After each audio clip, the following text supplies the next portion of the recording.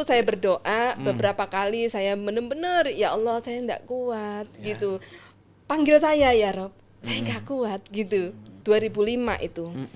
2005 sampai hari ini saya berbisnis itu sebenarnya dasar saya berbisnis bukan mencari keuntungan teman-teman.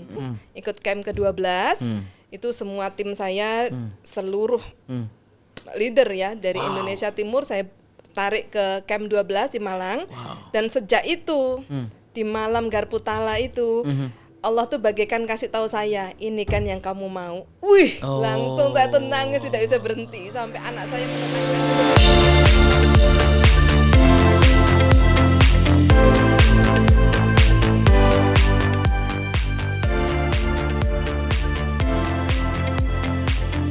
Bu Diah Puspitawati. Nah, hadirlah di tengah-tengah kita. Selamat datang Bu Diah dalam Jalan Keajaiban. Alhamdulillah, terima kasih. Assalamualaikum warahmatullahi wabarakatuh.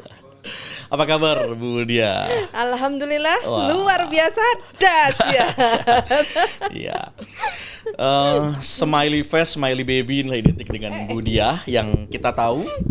Bu Diah ini rekodnya baik dalam bisnis, lalu sekarang merambah ke dalam dunia sosial, ya, lalu berkontribusi besar ya untuk santri dan pesantren Khairul Razikin, luar biasa. Ya, tentu saja ini menambah khazanah kita para pejuang-pejuang sobat ajaib ya dalam jalan keajaibannya.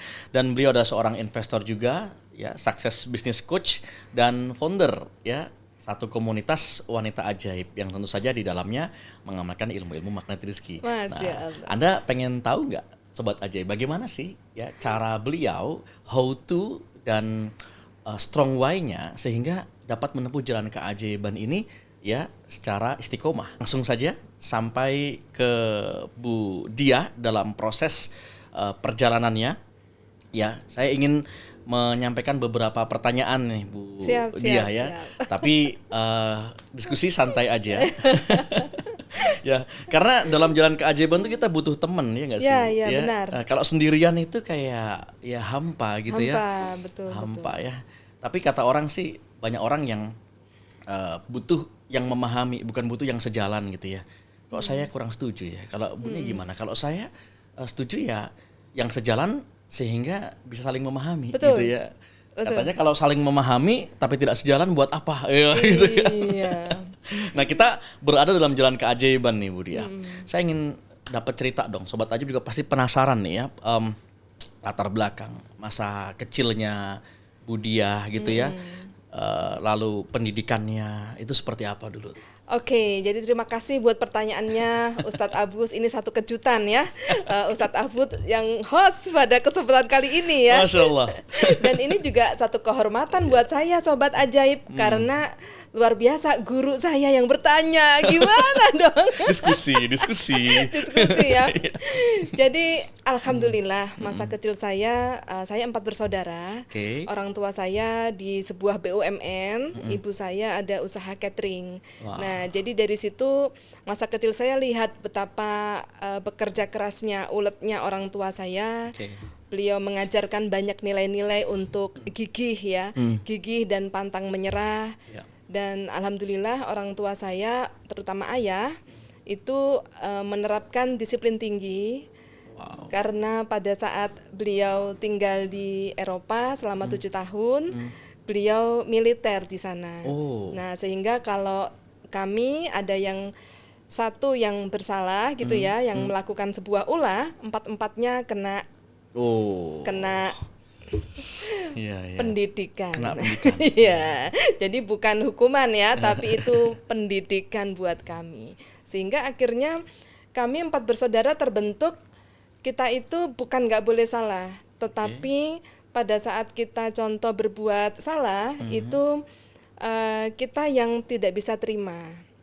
Misalnya contoh orang lain terlambat gitu ya, lalu kita datang on time gitu ya. Nah itu bukan terus ikut-ikutan jadi nggak on time gitu ya, tapi kita tidak boleh excuse diri. Gitu. Jadi kalau mau baik ya baik aja, jangan iri sama yang nggak baik gitu. Itu orang tua kami mendidik seperti itu.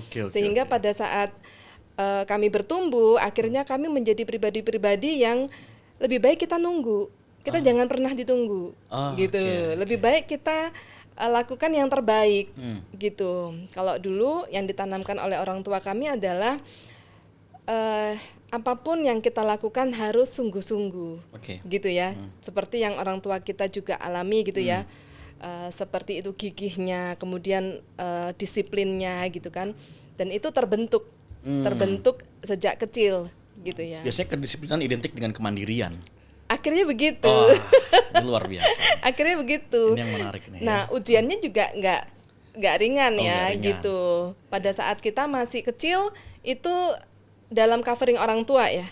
Nah, satu ketika saya semester 2, ibu saya dipanggil Allah kecelakaan. Kemudian disitulah titik mula kami mengalami proses keajaiban itu. Masya Allah. Itu, ini kan jalan keajaiban ya temanya. Betul, ya. Betul banget. Ya. Jadi pada saat kecil semua diurus orang tua, ibu, bapak. Pada saat, maksudnya yang ingin saya ceritakan itu gini, senyaman apapun hidup kita, ada saatnya, ada kalanya. Allah mematangkan kita dengan sebuah proses menuju jalan keajaiban. Wow. Gitu. Tempaannya saat ibu mulai meninggal itu proses bagaimana? Itu proses Diana 4 orang anaknya 4 orang anak ini dimatangkan Allah dengan sebuah proses hidup ya. Kebetulan qadarullah wasilahnya itu ya, maksudnya gini. Dipanggilnya ibu saya itu kecelakaan 9 hari koma, lalu dipanggil Allah. Sedangkan bapak saya masih dalam kondisi kakinya parah, kakinya patah tulangnya. Nah, gitu. Umur berapa itu Bu dia saat itu? Saya usia 20 tahun. 20 tahun. Iya. Masa-masa gitu. Saya semester 2. Ya. Iya gitu. Atau 19 ya? 20 kali. 20. Iya. Ya proses udah menikah saat itu ya? Belum. Belum menikah. Iya. 20 tahunan ya gitu.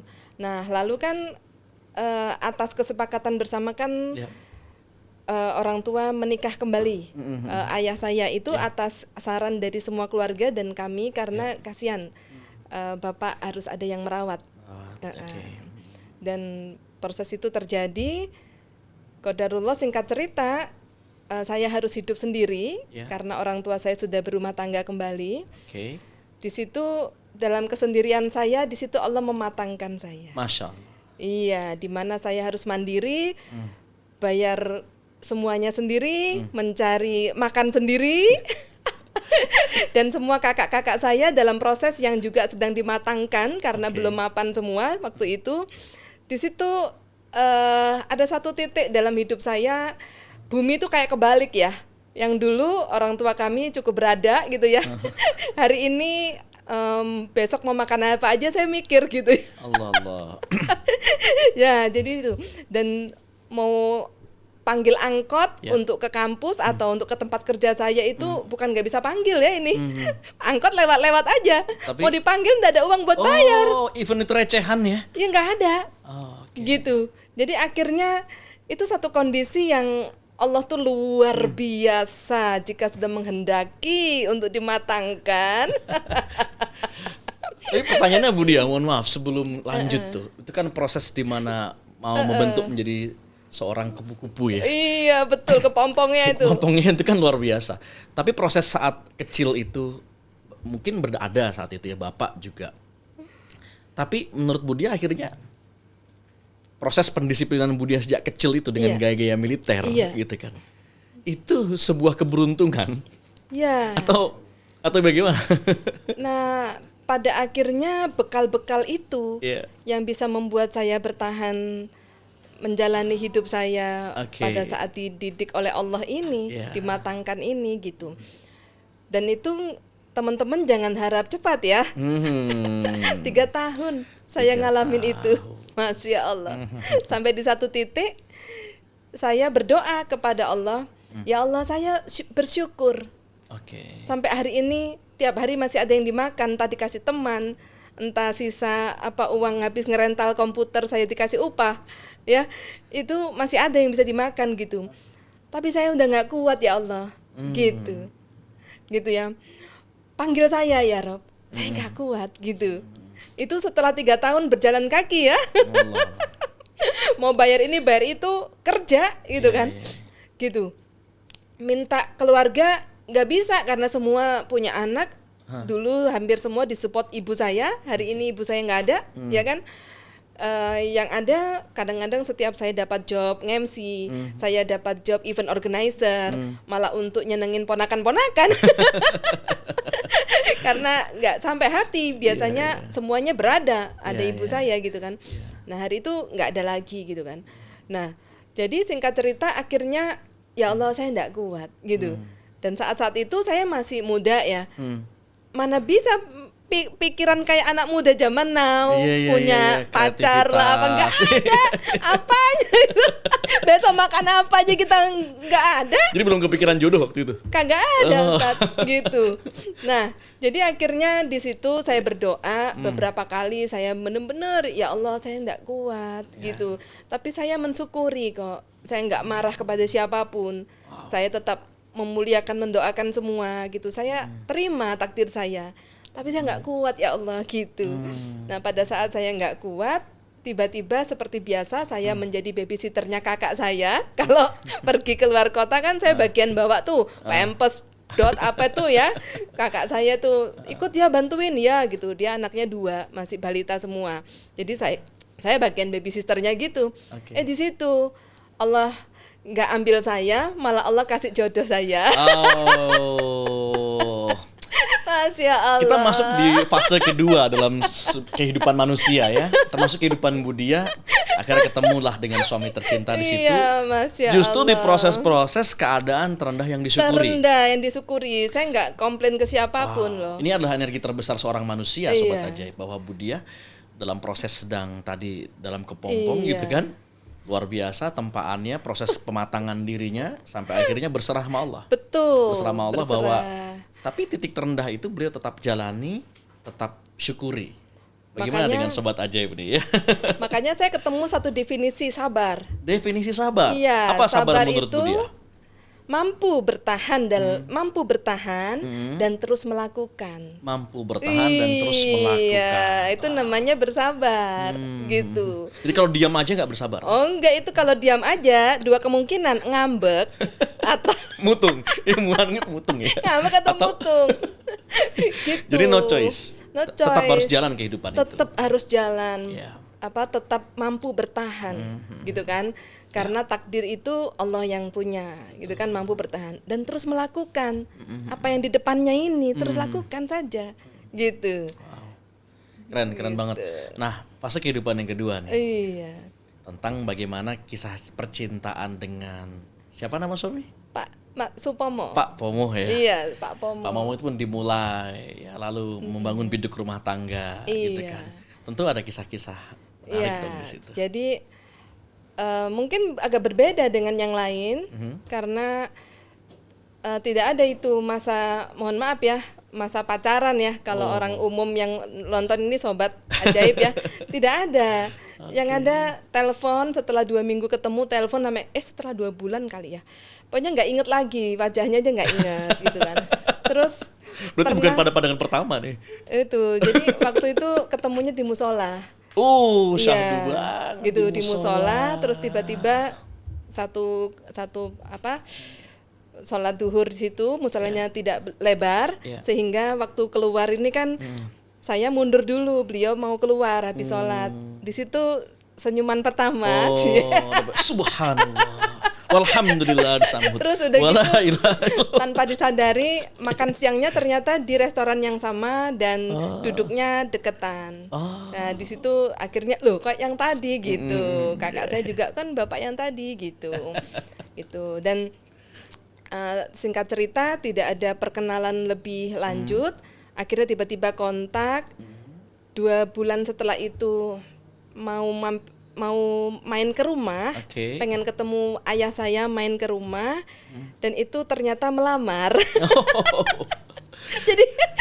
jadi Masya Allah. Itu Pak Pomo cerdas berarti Bu. Itu ya. Mengambil kesempatan pertama. Dan setelah proses lamaran itu 3 bulan setelah itu udah persiapan pernikahan. Jadi saya tahu rumahnya beliau setelah menikah. Saya tahu keluarga besarnya beliau setelah menikah. Jadi kami pendekatan dan saling pengenalan setelah menikah. Wow, jalur fast track ya. Pak Pomo, seorang suami terbaik tentu saja bagi seorang Diah Puspitawati. Iya dong. Apa yang menarik dari seorang Pak Pomo nih? Iya, nah setelah menikah kan baru kenal kan. Ternyata Masya Allah saya dari keluarga yang tidak terlalu dalam spiritual. Tapi ternyata saya melihat Pak Pomo itu orang yang sangat tawadu dan sangat ibadahnya sangat bagus. Masya Allah. Gitu. Jadi saya ngerasa saya punya cermin gitu. Maksudnya punya guru, punya pembimbing gitu kan, yang setiap sholat harus begini. Karena keluarga saya tidak yang ngerti agama banget ya gitu. Ya ibadah biasa, tapi dengan melihat Pak Pomo dan keluarganya itu saya jadi kayak punya semangat ya untuk memperbaiki diri secara spiritual gitu. Ini edisi Baper Sobat Ajaib yang masih jomblo, ya banyak berzikir ya. Tapi ambil inspirasi dari Pak Pomo dan Bu Diah ini. Iya gitu. Ya. Jadi saya mikir gini, oh hadiahnya ini gitu ya. Saya di dalam kepompong yang saya nggak mikir apa-apa, bahkan minta ya Allah ambil saya nggak kuat gitu kan. Malah dikasih sebuah jalan menuju keajaiban, diberi suami yang alhamdulillah ya, Masya Allah, bisa menjadi imam ya bagi saya dan keluarga gitu kan, gitu. Jadi pesannya untuk teman-teman Sobat Ajaib, kalau jodoh jangan dicari ya? Kayaknya gitu. Oke. Iya, karena gimana konsepnya tuh? Allah tuh pasti kasih yang sama dengan kita, gitu. Maksudnya lebih baik kita memperbaiki diri, bersabar di kepompong itu. Buat Allah tuh percaya sama kita ini tawadu dalam kesabaran gitu kan. Nah Allah kasih pasti yang terbaik. Saat kita berdiam diri di kepompong itu, kalau magnet rezeki ini goa keajaiban. Karena didetok rezeki kan, jadi nggak ada semua. Terus masuk goa keajaiban, itu percayalah sahabat, sabar saja, Allah sedang siapkan yang terindah dalam hidup kita. Masya Allah. Seperti halnya Pak Pomo, Wunus, ternyata imam yang baik dari keluarga yang sangat religius. Masya Allah. Gitu ya. Itu dan lucu, maaf ya teman-teman, dan mapan. Aduh ya Allah ini. Ini sekali masuk gua keajaiban dari Pompong langsung dapat 3 T teman-teman ya. Tinggi, tampan, tajir ya. Ya, alhamdulillah. Nah, itu bagaimana akhirnya beliau membersamai Bu Diah lalu berjalan ya bersama-sama gitu kan, saling melengkapi sehingga sampai dengan kondisi Bu Diah saat ini yang ya orang luar relatif melihat Bu Diah adalah seorang yang sukses karena investor, bisnisnya juga bagus berjalan, bahkan sekarang ya fokus aja kepada kepedulian gitu dengan menjadi direktur di Zakat Infak Sedekah untuk Santri Rozikin. Gimana Bu Diah? Jadi saya berserah diri kepada Allah sejak kondisi yang harus bersabar itu ya, harus didewasakan dengan kondisi ditinggal ibu saya meninggal itu kan proses kematangan pendewasaan. Akhirnya Allah kasih hadiah keluarga ya gitu. Lalu dalam proses hidup itu kan ada sesuatu yang saya cari teman-teman. Kalau hanya menjadi istri Pak Pomo gitu ya, kegiatan saya hanya bersosial gitu. Tetapi jadi ternyata ternyata itu kan kita bersosial karena ada. Saya kepengen ketemu kata ikhlas itu. Karena memberi saat ada itu bukan ikhlas namanya, ya karena ada. Ini menarik nih. Tapi tidak senang hati ini, maksudnya panggilan jiwa ini enggak bosen lama-lama. Gitu, lama-lama bosen. Mulai dari tahadus binikmat, ya niatnya adalah bersedekah, berbalik menjadi sebuah lifestyle yang kayaknya itu tidak nyaman di hati. Saya nyari nggak gini kayaknya ikhlas itu, gitu ya, gitu. Akhirnya dalam berbagai macam seminar yang saya ikuti sebagai seorang ibu rumah tangga waktu itu, saya pengen dapat sesuatu value. Diri saya ini bermanfaat apabila saya bisa bantu orang lain berhasil, bukan memberikan ikan. Tapi gimana caranya saya bisa membantu orang lain punya pancing, sehingga mereka bisa punya jalan menuju keajaibannya juga. Gitu. Paham. Akhirnya saya mulai dari bekerja supaya saya punya value ya. saya izin suami untuk bekerja. Sampai akhirnya beberapa kali pindah kerja, ada yang menawarkan saya untuk bergabung dalam sebuah bisnis. Di situ sampai 2005 itu. 2005 sampai hari ini saya berbisnis itu sebenarnya dasar saya berbisnis bukan mencari keuntungan, teman-teman. Karena kalau keuntungan ya alhamdulillah keluarga sudah mapan gitu kan. Ibaratnya suami itu sudah cukup. Suami mungkin agak gerundel juga di awal ya. Di awal. Betul. Kan sudah tak nafkahi. Betul. Kok masih nyari-nyari gitu kan. Ya sangat berlebih insya Allah ya gitu. Tetapi ada sebuah value yang saya cari gitu. Nah, panggilan itu tuh kayak kuat dalam hati saya untuk bisa memberikan value buat orang lain gitu.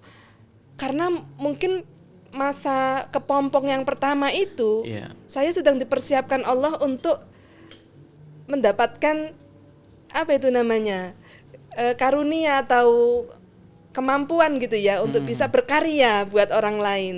Nah itu akhirnya terdorong kan.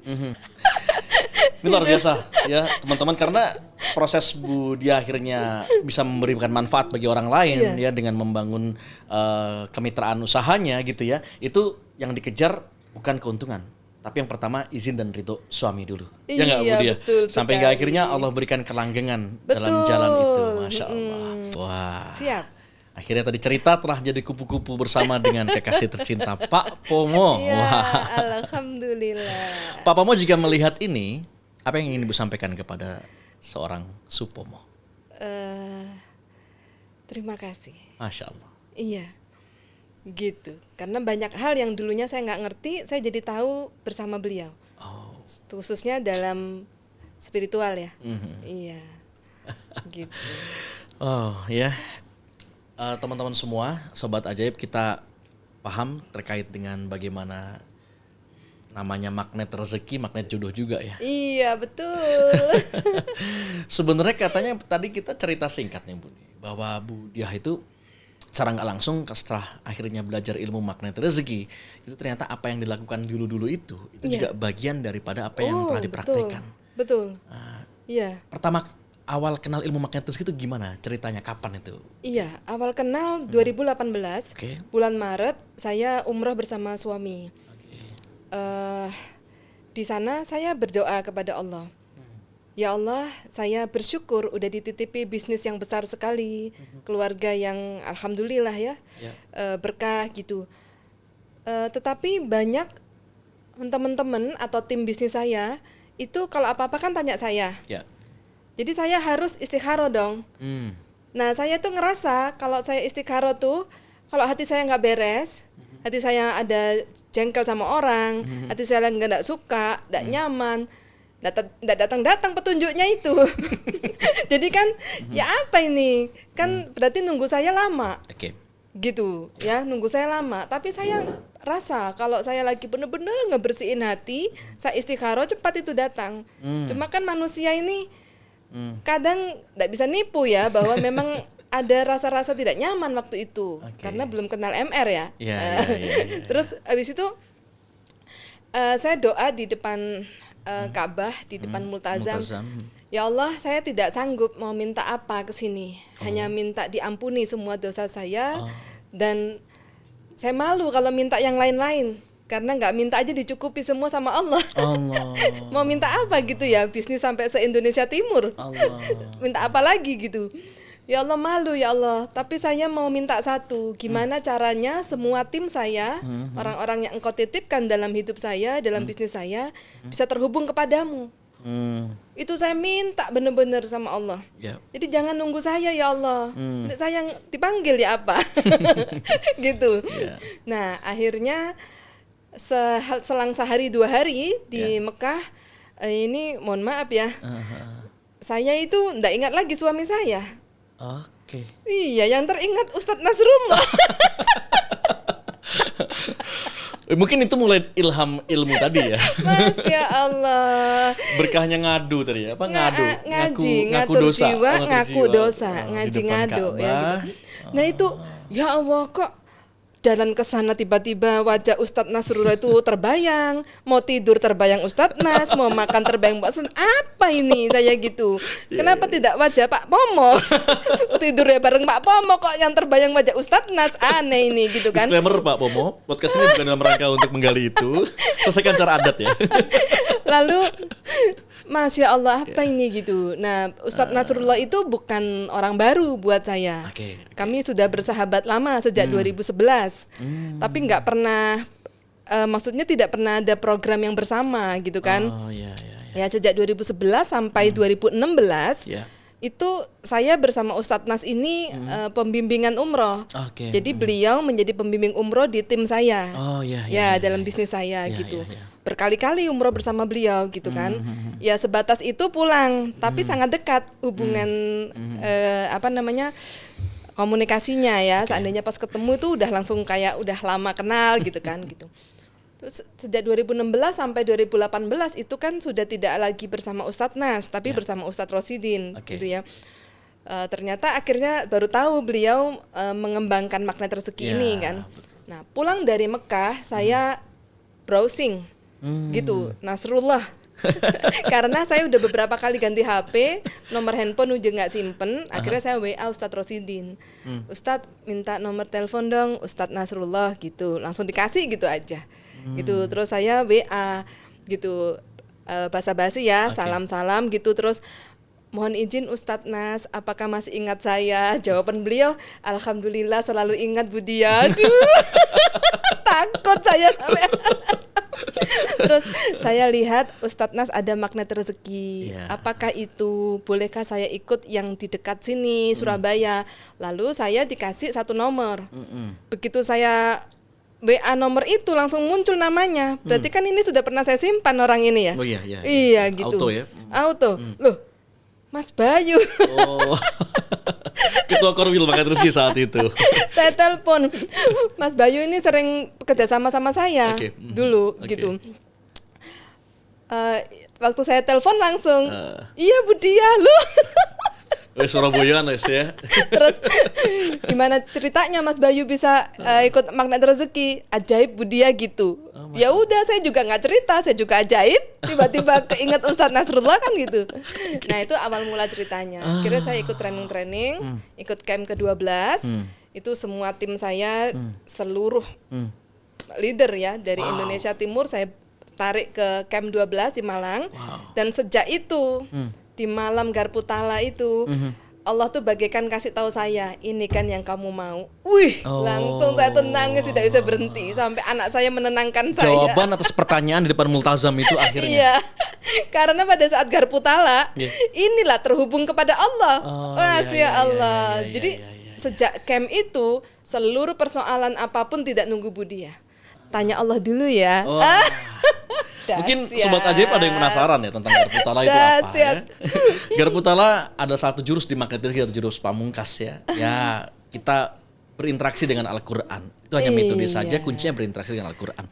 Nah Bu Dia, apa sebenarnya yang menjadi goalnya Bu Dia nih ya beserta dengan timnya itu sehingga tertarik dengan magnet rezeki, dengan ilmunya ya, ada goal nggak, ada tujuan cita-cita apa yang ingin Bu Ria dengan tim dapatkan dari sini? Ya, khususnya magnet rezeki ya ini. Ada sebuah hadis gitu ya yang saya nggak ingat ini dari mana atau apa, yang saya baca sekilas tuh kayak gini, itu nancep banget di hati saya soalnya. Apabila kau kejar akhirat, maka dunia akan mendatangimu dalam kondisi hina. Gitu. Tapi apabila kau kejar dunia, maka Allah akan mencerai-beraikan semua urusanmu. Gitu. Makanya orang semakin kejar dunia, semakin kejar kekayaan, yang ada malah tidak baik. Malah tidak dapat apa-apa ujungnya. Gitu. Nah itu saya dapat banget gitu ya. Maksudnya menghujam sekali ini gitu loh. Bahwa awal mula saya berbisnis juga bukan untuk mendapatkan banyak ikan, tapi bagaimana memberikan pancing kepada banyak orang. Gitu. Setiap kali saya dapat kebaikan itu, saya selalu berpikir bukan bagaimana menambah ini, bukan, tapi bagaimana semua orang dapetin ini. Gitu. Karena saya terbantu di sini. Berarti kalau ini saya siarkan, kalau saya tularkan, akhirnya inilah jihad saya, gitu. Ya, contoh sekarang saya nggak bisa pergi ke Palestina untuk berjihad di sana, karena banyak keterbatasan. Tetapi dengan siar ini jihad saya. Paling tidak ada sedekah yang bisa disalurkan ke sana. Kemudian ada merangkul banyak orang yang dalam tanda kutip dalam kegelapan, tidak tahu solusi hidup, tidak tahu mau bagaimana, mencari titik nol dalam hidupnya supaya bisa move on, ya. Ini di komunitas Magnet Rezeki terjawab. Nah, ini menarik Bu Dia. Karena banyak yang datang ke Magnet Rezeki ini gabung di komunitasnya lalu ikut pelatihan-pelatihannya juga. Ya itu karena namanya Magnet Rezeki, ya pengen dapat duit dong, dapat uang dong. Tapi bagi Bu Dia, satu momen terbaik adalah saat ke Magnet Rezeki ini justru merasakan ingin mendapatkan rizkul akbarnya gitu ya. Betul. Akhiratnya, surganya, sehingga dunia hina datang kepada kita. Nah itu Bu Dia berarti kan punya tujuan yang sangat mulia. Ditambah lagi ingin serving people, making them happy gitu kan. Timnya terbangun, lalu juga kita bisa berbuat banyak akhirnya untuk orang-orang sekitar termasuk Palestina gitu kan. Ini motivasi yang luar biasa nih. Ada pesan nggak yang ingin disampaikan ke Sobat Ajaib ini? Pesannya ke Sobat Ajaib gini, benang merahnya. Bagaimana menuju akhirat itu akhirnya mendatangkan uang yang sangat banyak. Itu dia. Iya kan? Kita kejar uang, kita nggak dapat apa-apa. Percaya sama saya. Tapi kita kejar akhirat, kita dapat uang berlimpah. Kenapa? Karena uang berlimpah, uang banyak, harta itu akibat, bukan penyebab. Ya. Bukan penyebab. Iya, semua yang ada di muka bumi ini yang kita punya adalah titipan. Setuju nggak? Setuju. Setuju ya, titipan. Supaya Allah menitipkan banyak ke kita, maka kita harus penuhi yang Allah suka. Iya kan? Ini bahasa awam ya, bahasa yang saya coba untuk pilih supaya teman-teman yang baru masuk Magnet Rezeki pun paham. Gitu. Nah, bagaimana kita punya mobil banyak, uang banyak, harta banyak, perusahaan banyak gitu ya. Ini akibat karena dipercaya oleh Allah. Nah, apa yang Allah percaya? Satu, orang-orang yang suka ngaji, ngatur jiwanya. Ngatur jiwa. Ya, jiwa itu harus diatur terus. Nggak boleh minus. Kalau kita bicara ilmu Magnet Rezeki ada spiritual meter. Tahan, jangan sampai kita berada di posisi -1, sombong, marah, sombong, cari muka dan lain-lain. -2, marah. -3, pamrih. -4, takut nggak bisa bayar, takut nggak bisa ini, takut nggak bisa itu. Allah nggak suka. Ya, apalagi -5, 8 malah Allah nggak suka. Semua yang Allah nggak suka di spiritual meter minus ini tidak mungkin Allah titipkan rezeki. Nggak mungkin. Makanya kalau dalam ilmu Magnet Rezeki tidak ada keajaiban, betul. Allah nggak suka. Iya. Itu malah zonanya zona azab itu ya. Iya. Bukan zona ajaib ya. Zona perisai rezeki. Zona perisai. Iya, yang menghalangi kita dapat rezeki itu perisai. Gitu. Tapi kalau kita membahasakan awam, yang Allah nggak suka. Saya suka dengan Ustadz Abus. Saya titipkan deh perusahaan. Saya titipkan deh mobil. Saya titipkan deh aset. Kalau saya nggak suka, nggak mungkin tuh saya nggak mau ke titip. Saya. Jadi apa yang Ibu mau titipkan ke saya nih? Apa aja. Nah, lalu bagaimana caranya supaya harta berlimpah semuanya datang bertubi-tubi menjadi magnet rezeki? Kita harus ke zona spiritual meter plus. Yang Allah suka. +1, belajar membuka diri. Hari ini kita belajar teman-teman, sobat. Membuka diri, Anda sudah berada di zona keajaiban. Wow, keren. Ini open mind. Open mind. Mantap. Pencerahan. Lalu +2, ya, bekerja sama dengan kondisi silaturahim, saling menguntungkan. Magnet rezeki punya 7 syiar. Ya. Tapi ini baru +2 ya. Gitu, +1 belajar. Magnet rezeki punya banyak training, ikut. +2 bekerja sama. Kolaborasi ya. Rasulullah dagang juga, bekerja sama, saling menguntungkan. +3 menahan diri, menahan amarah. Mengendalikan diri. Dengan berinteraksi, bersilaturahim, bekerja sama tadi pasti ada namanya gesekan. Jika tim kita sedang mengalami banyak gesekan, alhamdulillah kamu sudah naik level +3. Ya. Ada gerakan, ada gerakan, ada gesekan. Jadi jangan gini treatmentnya. Sabar, saya dulu juga gitu. Biarin aja itu orang. No. Magnet rezeki gini, kita mau baik-baik aja, jangan ngatain yang nggak baik. Ya, sabar, itu emang gitu orangnya. Sabar aja, kita pasti menang. Ini ada unsur ngatain orang. Iya. Nggak boleh. Ngerasa soleh, ngerasa baik gitu ya. Nggak boleh. Yang ada selamat ya, Anda sudah +3. Tahan diri, kendalikan amarah. Semua baik. Semua pasti ada hikmahnya untuk kita. Terus itu sekaligus jadi rahasia bagaimana membangun teamwork ya. Iya. Wah, saling ngontrol di teamworknya, jangan emosinya. kita menang dengan nyakitin orang lain. Jangan. Pengendalian diri itu kadang dizolimi, hak kita nggak dikasih, ya kan? Gitu. Nah, +4 keridoan terhadap semua keadaan. Wow. Keridoan. Maka kalau hak kita diambil, kita +4. Oke, ini paling kita ketemu Pak Ridho. Ya, keridoan Allah. Allah sayang sekali kalau udah kita ridho gitu ya. Nah, tanda orang mengalami ridho itu ada hak kita yang diambil. Oke. Iya. Hak nama baik kita diambil. Mungkin nama baik kita sedang diinjak-injak orang. Hak kita tidak diberikan. Hak kita apa ya? Nafsu kita tidak dipenuhi. Biasanya kita +4. Keridoan terhadap semua. Akhirnya menghamba kepada Allah.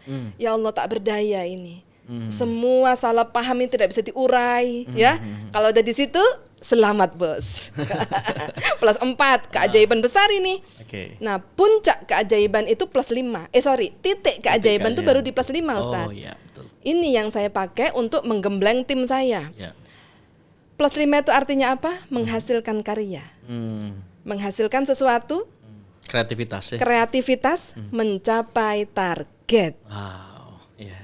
Jadi hanya orang yang mencapai targetnya yang mengerti tombol titik keajaiban. Ya, biasanya mereka sedang fight untuk mencapai target nih. Di CR-nya misalnya ya. Coba perhatikan Ustadz. Pasti suaminya jadi baik sendiri, anak-anaknya tambah baik, padahal emaknya lagi fight untuk mencapai target. Inilah janji Allah. Saat kita berjihad mencapai sesuatu, Allah jaga semuanya, jangan khawatir. Apalagi siarnya dalam rangka membanggakan Allah dan Rasulnya, gitu kan. Wah, gitu. Dan ketika keajaiban lanjut ke +6. Jadi yang saya lihat hanya orang-orang yang sudah mencapai target, dia tahu titik keajaiban. Titiknya di situ. Ya.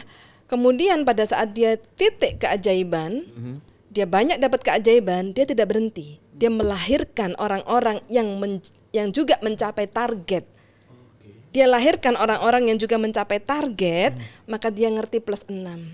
Harusnya dia mencapai target kan sudah cukup untuk dia sendiri. Dia tidak berhenti loh, tanpa pamrih, mengabdi ya kepada Allah. Ya Allah, kalau saya bisa, jadikan semua orang ini juga bisa ya Allah. Harusnya saya bisa tidur nyenyak ini, tapi saya ingin mereka juga kayak saya. Saya support mereka ini, kita +6. Tanpa pamrih karena sangat ingin dia juga mengalami yang kita alami kan. Leadership teruji di situ. Leadership teruji di situ. Nah, jadi di situ puncak keajaiban. Masya Allah. Saat kita pikirkan kesuksesan orang lain, mereka semua mencapai target, jangan pikirkan diri sendiri. Jadi udah nggak penting diri sendiri di posisi itu ya. Bahkan di posisi itu kepompong. Pemimpin itu jadi kepompong, menahan semua nafsu dia. Yang bahkan dia harus berpuasa demi orang lain makan gitu. Wow, nah Budia tadi menarik nih. Ya kalau di spiritual meter, ya teman-teman nanti juga bisa belajar lebih dalam bagaimana spiritual meter di zona takwa tadi, zona penuh dengan keajaiban. Ya, nah Budia tadi bicara kalau tentang pencapaian dalam bisnis dalam usaha kepemimpinan adalah pengen membangun teamworknya akhirnya ajaib semua gitu kan. Betul. Wow, akhirnya terbangunlah tuh juga satu komunitas yang Budia bangun gitu ya. Namanya Wanita Ajaib. Wanita Ajaib. Namanya Wanita Ajaib ini menarik nih. Ya, semua identik dengan keajaiban berarti. Itu Iya, betul. apa yang ingin Budiah bawa dalam wanita ajaib itu? Gini, proses hidup saya pernah menjadi wanita tangguh. Saya pernah menjadi wanita perkasa. Saya pernah menjadi wanita Wonder Woman. Semuanya sudah dan berakhir nyungsep semua. Karena tercampur zona minus. Ada ambisi, ada workaholic, ya, gitu. Marah-marah. Itu udah nyungsep semua. Ya Allah, ya Rabbi. Dan camp online pertama kali saat pandemi 2020 bulan Mei, ya itu menjelang Ramadan ya, itu pertama kali camp online, itu dahsyat sekali. Di situ di tengah-tengah camp online Allah kasih ilham saya wanita ajaib. Jadi wanita yang selalu dapat pertolongan dari Allah. Nah, konten wanita ajaib gimana menjadi istri yang ajaib itu nomor 1. Yang mendasari. Jadi wanita yang istri yang ajaib dulu. Ya, istri ya. Ini karena wanita nih teman-teman. Iya, istri ajaib. Nggak boleh saya masuk sana ya. Ya. Ibu yang ajaib. Ibu berarti kaitan dengan anak-anak ya. Ya, dan pebisnis yang ajaib. Pebisnis yang ajaib. Ya, jadi kalau tidak bisa menjadi istri ajaib, tidak mudah menjadi ibu ajaib. Oh, kuncinya berarti jadi istri bagi suami. Suami istri ini tonggak. Kekuatan negara ini suami istri. Betul sekali. Ya. Gitu. Jadi bahasannya dalam istri ajaib ini. Nah, kemudian baru bisa menjadi ibu ajaib.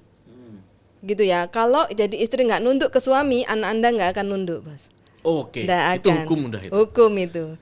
Gitu. Nah, kalau jadi istri dan ibu nggak ajaib, bisnis apapun tinggal tunggu waktu kapan disungsepkan sama Allah. Wow. Jadi banyak istri atau orang-orang di luaran sana wanita yang ingin mungkin menambah penghasilan keluarga atau ingin mulai usaha produktif lah ya, entah itu kerja atau entah usaha apapun yang pengalaman Budiah dan teman-teman lakukan ya akhirnya tinggal tunggu waktu. Betul. Nah, memang perjuangannya akhirnya bukan mencari omset di luar. Ternyata omset itu disediakan sama Allah. Tapi perjuangannya nunduk di bawah kaki suami dan melayani anak sepenuh hati. Karena ini 2 titipan Allah. Ini gitu. Pasti ada cerita yang menarik nih di balik kenapa akhirnya kok Budiah memilih untuk yang tadinya seorang workaholic, wanita yang ambisius, pekerja tempaan bapak dulu kecil lah ya. Iya. Lalu ada cerita nggak di balik Ibu dengan Pak Pomo, suami Ibu tercinta ini dong. Sampai akhirnya kenapa nih wanita itu memosisikan diri pokoknya pertama jadi istri yang baik, taat betul sama suami itu gimana gitu. Bu? Budiah, ada cerita yang menarik gak itu? Cerita menariknya adalah sebelum saya mengerti itu saya keluar mencari omset kan. Saya kayak Bu Toyib nggak pernah pulang. Bukan Pak Toyib, Bu Toyib. Asisten saya banyak sekali ngurus anak, ngurus ini semuanya ya. Pokoknya banyak sekali gitu. Saya keluar fight gitu kan. Perjuangan saya di luar, gitu. Nah, tetapi selalu dalam masa sudah mencapai, ada saja yang membuat Allah itu nggak ridho, habis semua. Kerja keras saya seperti sia-sia ya, nggak ada hasil gitu ya. Ya berhasil tapi jatuh gitu loh. Keberkahannya nggak dirasakan. Iya betul, keberkahannya nggak ada. Dapat sih dapat. Gitu kan. Tapi keberkahannya nggak ada dan banyak yang dikorbanin. Terutama kesehatan saya sendiri juga. Saat itu ada ujian. Kan tiap tahun saya nginep di luar negeri. Wow. Maaf nama maksudnya. Istirahat ya gitu. Tapi sejak saya mengerti itu, kalau bahasa magnet rezeki itu triangle miracle. Itu saya baru tahu kurang lebih tahun 2010, 2012. Itu saya ngerti itu, saya berubah.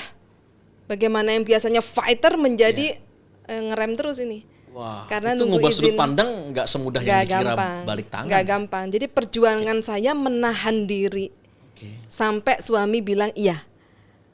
Itu nggak gampang banget. Terjadi konflik di mana-mana. Biasa Budiah gercep, biasanya fight gitu ya. Hari ini menahan diri. Di situ juga terjadi yang namanya seleksi alam.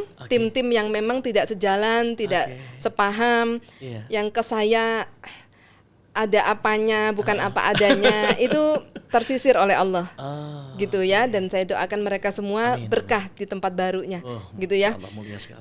Dan tersisir akhirnya yang memang yang satu memang frekuensi, ya? satu frekuensi dan dalam perjalanan jihad yang sama Allah tetapkan sampai hari ini bersama. Masya Allah. Gitu ya.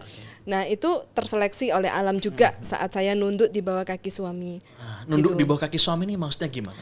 Ada momen spesial banget kayaknya dengan suami ini. Iya. Memang pernah kayak apanya sama suami gitu loh maksud saya. Saya ke suami itu izin saja dulu. Oke. Tapi nggak minta ridho. Oh. Karena saya pede banget, yang saya lakukan itu bukan maksiat, tapi menolong banyak orang untuk mendapatkan penghasilan, untuk mengatasi persoalan hidupnya. Jadi saya pikir itu baik, gitu kan. Jadi saya sok pede, minta izin saja. Oke. Misalnya tim saya di Bali ada persoalan, ya sorry ya, besok pagi aku harus pesawat pagi jam 5. Anak-anak udah beres semua sama yang ngurusin. Suami saya iya gitu saja. Karena mau komplain Ya gimana? gimana, mau nggak komplain istrinya juga lebih perkasa daripada dia. Saya paham bagaimana nasib Pak Pomo saat itu ya. Ya, gitu. Jadi akhirnya di situ saya seperti itu ya kondisinya. Beralih menjadi apa-apa saya izin. Ya, aku mau ke Bali misalnya gitu. Oke. Menurut ayah gimana? Oh. Kalau dulu kan nggak pakai gitu. Nggak selesai di lisan izin, Iya. teliti nih hatinya nih gitu. Iya, Sebenarnya gitu ya. gitu. Makanya dulu tuh bedanya ya, sebelum saya waktu saya hanya izin saja perangkat, nggak minta ridho. Ada saya di rumah dilihat saja, nggak ada saya nggak dicari, teman-teman. Wah. Jadi nggak jadi magnet ya. Jadi nggak romantis ya, gitu. Dan nggak sadarnya saya yang komplain, kok suami nggak romantis. Ada saya yang gitu, saya ini gitu. Tapi begitu kamu ini dingin banget sih gitu gitu ya. Tapi begitu nggak peduli, karena ya sebaik apapun niat saya di luar, berarti kan saya nggak memudulikan suami kan waktu itu gitu. Nah begitunya saya, menurut ayah gimana? Ya dicek dulu anaknya gini. Kalau banyak ekornya langsung saya nahan. Berarti nggak ridho ini. Wah itu proses Iya, ngolahnya juga. nggak gampang itu. Nggak ridho ini. Langsung saya, ya Allah saya tidak berdaya. Apapun yang terjadi di Bali, saya serahkan kepada Allah. Gitu. Jadi akhirnya saya lebih begitu. Mah nggak jadi berangkat? Enggak. Tiba-tiba jadi seorang dia yang lugu gitu ya. Betul. Beli apa-apa dulu izin aja atau tiba-tiba ada. Gitu. Beli ruko, beli aja, tiba-tiba ya tanda tangan suami. Satu ketika kulkas rusak, yang pernah saya cerita juga ya itu ya. Kulkas rusak, saya nunggu 2 tahun. Baru izin beli kulkas, turun. Oh, itu ngolah rasa 2 tahun loh. Bagi seorang ibu rumah tangga, Anda bisa kebayang, Anda mau jelas-jelas kulkas yang untuk keluarga juga ya Bu ya. Punya uang sendiri. Nahan 2 tahun, semoga istri saya nonton. Jadi scroll jarinya terkontrol waktu lihat ya media marketing online shop gitu kan. 2 tahun Bu ya. 2 tahun baru dikasih izin. Padahal mampu sih. Iya, saya beli apa-apa bisa. Orang saya pebisnis. Demi dapetin ridhonya. Iya. Ya Allah. Gitu. Tapi ada yang sangat dahsyat itu. Pada saat diizinkan beli, anak saya itu ngerti bersyukur. Iya. Dia minta apapun ada. Iya kan? Begitu ditahan 2 tahun, waktu kulkas datang, saya belum pernah lihat ekspresi anak saya sebersyukur itu. Allah. Itu hal mahal itu. Mahal sekali itu lesson juga untuk kita Iya gitu. Luar biasa. Tuh, jadi akhirnya perbedaannya setelah itu, dulu saya fed di luar untuk contoh mengembangkan omset grow gitu ya, 2 kali lipat, 3 kali lipat, saya harus perjuangkan itu. Nah begitu saya nunduk ke suami, saya serahkan semua kepada Allah, bisnis saya grow sampai 5 kali lipat, 10 kali lipat, saya hanya di rumah. Wow. Amazing, miracle happen. Ini jalan keajaiban yang ditempuh oleh gitu. Bu Diah Puspitawati. Kayak omset itu didatangkan, udah disediakan. Gitu. Jadi ngomong dikit, ngegas dikit itu udah jalan semua. Kalau dulu ngegas banyak, rem juga. Apa yang jadi rem, saya ninggalkan suami dan anak-anak. Itu rem. Allah enggak suka, makanya rem. Tapi begitu ini saya jaga, ngegas dikit aja, mungkin 5 km per jam gitu ya. Rezeki udah pure datang, tim saya mencapai semuanya. Masya Allah. Jadi tidak ada sombong juga loh. Nggak bisa sombong, orang bukan saya kan? Iya betul. Jelas, kan? Kita sedang bagaimana membesarkan asma Allah nih dalam kaitannya karena keajaiban. Kalau dulu Hebat, saya begini berdirinya. Ini karena kerja keras saya. Kerja keras saya, bos, gitu. Iya. Begitu. Jadi ada gap. Orang lihat, wah ya Budiah tempaannya dari dulu militer. Iya, gitu. Kalau sekarang semudah taat dan meneliti ridho suami. Bagaimana dengan sobat ajaib sekalian? Maka coba wanita jawab ajaib. di komen ya. Wanita ajaib suami dulu nih. Suami. Iya, dulu sering saya terpikir gini. Ya. Kapan ya Pak Pomo bisa bikin komunitas pria ajaib? Ternyata nggak perlu. Nggak perlu. Kalau istrinya benar, suami istri itu cermin. Istrinya benar, suaminya berubah sendiri. Sudah saya alami dan teliti. Makanya based on research and experience. Gitu. Jadi teman-teman tinggal ikutin aja deh nih ya, bagaimana jadi wanita yang ajaib. Budiah. Sekarang Budiah mengabdikan diri di Magnet Rezeki ini sebagai pimpinan direktur untuk penyaluran funding dan penyaluran zakat infak sedekah untuk pesantren santri-santri gitu ya. Apa cita-cita atau apa goal dari organisasi yang Budiah pimpin sekarang ini? YKRI, Yayasan Khairul Razikin Indonesia. Saya pikir ini bukan sebuah lembaga yang asal dibuat tetapi dia punya sebuah visi yang sangat jelas gitu. Ini agak di luar konteks ya teman-teman. Karena buat saya YKRI adalah kendaraan menuju akhirat. Kenapa? Pada akhirnya semua di dunia ini akan tidak ada lagi. Tetapi YKRI punya semangat untuk tahap pertama ini saja. Kami punya misi mendirikan 100 pesantren di Indonesia. Doain ya sahabat semua. Amin. Itu bukan pekerjaan yang singkat, tapi ini pekerjaan panjang. Kenapa? Karena pesantren adalah salah satu yang akan dimakmurkan, yang akan selalu makmur sampai akhir zaman ini nanti, gitu. Dimana melewati Yayasan Khairul Razikin, kita bisa membantu semua jamaah Magnet Rezeki khususnya untuk berwakaf. Apalagi gurunda kita sangat luar biasa ya, founder kita. Ustadz Nasrullah mencanangkan wakaf 50.000 per bulan. Iya, per meter per bulan ya. Iya, gitu. Jadi 1 meter itu kan 3 juta. Tapi kita diberi kesempatan oleh Ustadz Nasrullah untuk membayarnya 50.000 per bulan. Nah, bayangkan itu kalau harus 3 juta atau 30 juta berwakaf, kapan umat muslim punya kesempatan berwakaf? Tapi dengan keniatan yang penuh, kemampuan 50.000 per bulan, ini insya Allah sudah dicatat Allah sebagai kesungguhan untuk berwakaf. Gitu. Artinya apakah ini bagian daripada jalan keajaiban yang akan Budiah dengan kawan-kawan donatur? Ini kan partisipatif sifatnya, wakaf partisipatif. Semua orang akhirnya punya kesempatan juga untuk bersama dengan Budiah, Pak Nasrullah, sampai ke surganya Allah. Masya Allah. Nah itu menjadi turbo, Ustadz. Turbo. Jadi sikap-sikap kita, penerapan spiritual meter tadi bersama 10 jurus Magnet Rezeki, itu kan amaliyah kita. Itu kan tindakan kita untuk membuat Allah percaya.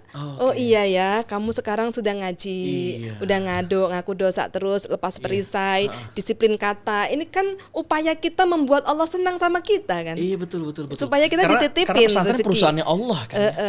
Nah, lalu Allah. Turbonya percepatkan dengan zakat, infak dan sedekah. Maka di situ Allah semakin melihat kita. Contoh selain zakat ya, ini saya lagi gerakin semua jamaah untuk menjadi wali asuh. Wali asuh di pesantren kita, karena ya luar biasa ya founder kita. Pesantren ini tidak dipungut biaya, Ustadz. Gratis. Bener-bener anak santri itu tanpa biaya. Jadi saya pikir Masya Allah gitu ya. Jadi akhirnya kita menggerakkan nih semua jamaah. Contoh saya pribadi menjadi wali asuh. Karena saya nggak akan sanggup jaga anak-anak saya. Kalau kita jadi wali asuh, Allah yang akan jaga anak kita, insya Allah, gitu. Jadi kita ambil kickbacknya, gitu. Dan alhasil memang luar biasa, anak saya berprestasi terus, tawadu, bener-bener yang pikirannya itu kayak dijaga sama Allah, gitu.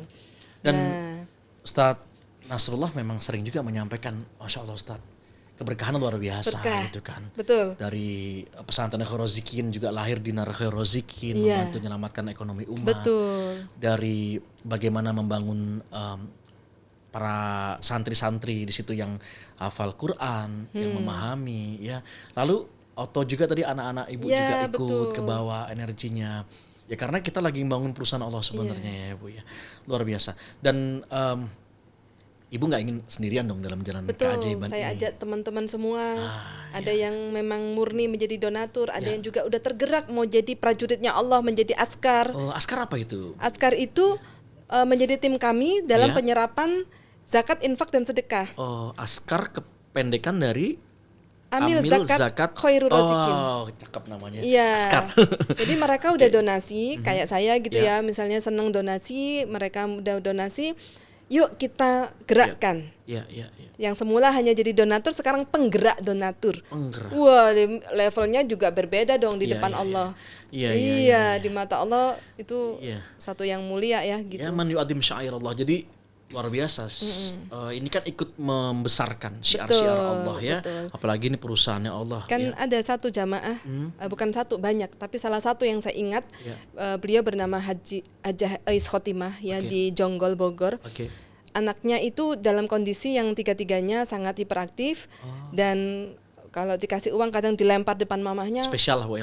Sangat istimewa pakai telur 3 gitu ya. Nah, saya ajak beliau menjadi wali asuh.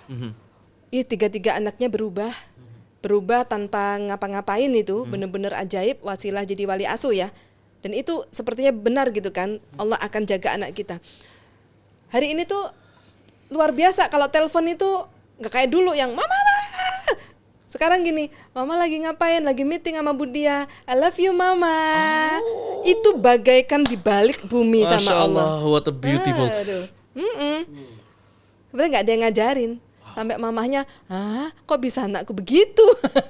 Itu keren tuh teman-teman semuanya. Iya. Luar biasa. Dan ini mau lulus SD, mintanya mondok. Waduh, itu bener-bener ajaib lagi.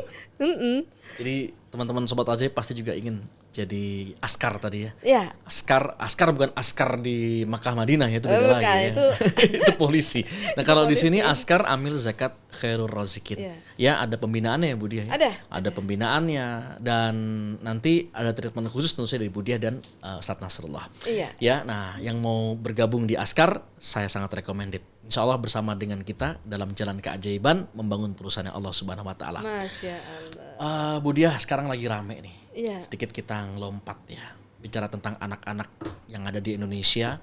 Ya kita punya empati atas pendidikan mereka karena pendidikan adalah politik terbaik dan pesantren adalah tonggak kejayaan umat ya, yang dari dulu sejak zaman penjajahan sampai nanti di akhir zaman, insya Allah pondok ya sebagai tonggak-tonggak perjuangannya umat Islam ya. Namun kita coba menilik, lompat ke anak-anak di Palestina. Apa yang ingin Bu Dia sampaikan di podcast Jalan Keajaiban ini sehingga kita ada perannya ya, setidaknya kita melihat anak-anak Palestina sekarang. Yang saya salut ada sebuah video ya yang nanti mungkin ditayangkan oleh tim Jalan Keajaiban gitu ya. Assalamualaikum. صحيح انقطع الاتصال عن غزة، انقطع الاتصال عن الإسعاف والدفاع المدني، انقطع الاتصال عن العالم، ولكن ما انقطع الاتصال عن رب العالمين. لما ضاق الحصار على الرسول صلى الله عليه وسلم في المدينة، جوع وعطش وتعب كثير، قام دعا اللهم يا منزل الكتاب سريع الحساب هازم الأحزاب، اللهم زلزل الأرض من تحت أقدام اليهود يا الله، انصرنا عليهم، اللهم ضاقت بنا الدنيا ففرجها يا رب العالمين. تعبنا كتير، توجعنا كتير، ولكن أملنا بالله عز وجل كبير. الله عز وجل مش هيضيعنا، والله لن يضيعنا الله. Itu ya mereka mungkin melihatnya itu riuhnya jalan menuju surga gitu ya. Saya sampai nggak habis pikir saat diskusi dengan Ustadz Nas kemarin gitu ya. Habis pikirnya kenapa? Mereka udah melihat surga. Gitu. Apa yang ingin Budiah lihat sebagai penggerak sosial dalam hal ini? Iya, Masya Allah. Satu kata, input menentukan output. Okay. Jadi pada saat di Palestina yang terinput adalah jihad. Yeah. Tidak ada satu balasan jihad kecuali surga. Maka itu sudah terinput sejak dalam kandungan. Okay. Nah, ya bismillah kita doakan mereka senantiasa dalam keridhaan Allah, perlindungan Allah, dan juga husnul khotimah semua. Amin ya. Nah, sahabat semua, sobat ajaib bersyukur ada komunitas Magnet Rezeki. Yeah. Saya merinding ngomong ini, langsung merinding. Karena ini Magnet Rezeki buat saya adalah turunnya pertolongan Allah. Turunnya pertolongan Allah lewat seorang yang bernama Nasrullah, pertolongan Allah. Ya. Dikepompongkan dengan sebuah proses kematangan sampai akhirnya Allah menitipkan ilmu rahasia Magnet Rezeki ini untuk menolong bangsa dan negara ini, sahabat semua. Okay. Di mana saat ini bersama semua CTMR yang ada, kita mulai mengisi input-input yang bagus untuk semua masyarakat semampunya kita. Okay. Kita nggak usah hitung berapa yang sudah, kita terus lihat berapa banyak yang belum dapat ilmu ini. Sehingga menjadi keluarga yang Magnet Rezeki, menjadi pribadi Magnet Rezeki, keluarganya Magnet Rezeki, dan bangsa negara ini insya Allah akan diinput yang bagus, outputnya pasti akan bagus. Ya Allah ya Rabb. Makanya Magnet Rezeki ini pertolongan Allah. Pertolongan Allah. Untuk mengajaibkan Indonesia. Masya Allah. Luar biasa. Ya, akhirnya kita berempati, berdoa dengan anak-anak kita di Palestina, saudara kita. Malah justru kita iri ya Bu. Iya, betul. Dengan kondisi kekuatan iman mereka. Betul. Ya. Nah, sedangkan kita mungkin sekarang masih dalam pundungan dengan ujian yang Allah berikan. Betul. Padahal kalau ditanya kepada kita nih biasanya, kenapa ya Pak ya saya kok selalu diuji ya? Artinya Allah percaya bahwa Anda mampu. Iya, berarti kan dalam kepompong. Berarti kepompong ya. Akan disediakan yang terbaik. Akan disediakan yang terbaik. Itu kan senyum akhirnya kan dengan kepompong itu, betul dengan ujian sekali, itu. Betul sekali. Ya, mudah-mudahan dengan kita juga mengamalkan ya, lalu mengajarkan ya ilmu Magnet Rezeki ini, ya lahir juga anak-anak yang ajaib ya. Masya Allah. Anak-anak yang penuh dengan pertolongannya Allah Subhanahu wa taala, yang tough menghadapi kehidupan ini. Ya. Masya Allah. Semoga sama-sama kita bisa membersamai saudara-saudara kita dimanapun berada, termasuk di Palestina. Ya. Insya Allah kita mudah-mudahan dalam jalan keajaiban ya sehidup sesurga. Amin ya Allah. Last but not least Bu Diah, kalau Bu Diah diminta berdoa kepada Allah Subhanahu wa taala dengan satu permintaan saja, apa yang ingin Bu Diah minta kepada Allah Subhanahu wa taala untuk saat ini? Untuk saat ini, ya Allah, saya cuma minta satu. Panggil saya dengan kondisi husnul khotimah. Allah. Sebaik-baiknya manusia. Ya, mendekati bersih. Amin. Ya Rabb. Gitu. Diciptakan lahir dari rahim ibu bersih. Ya, dosa sepanjang hidup. Paling tidak panggil saya ya Allah dengan kondisi terus membersihkan diri. Allah. Dalam prosesnya mudah-mudahan Allah mudahkan. Amin ya Rabbal alamin.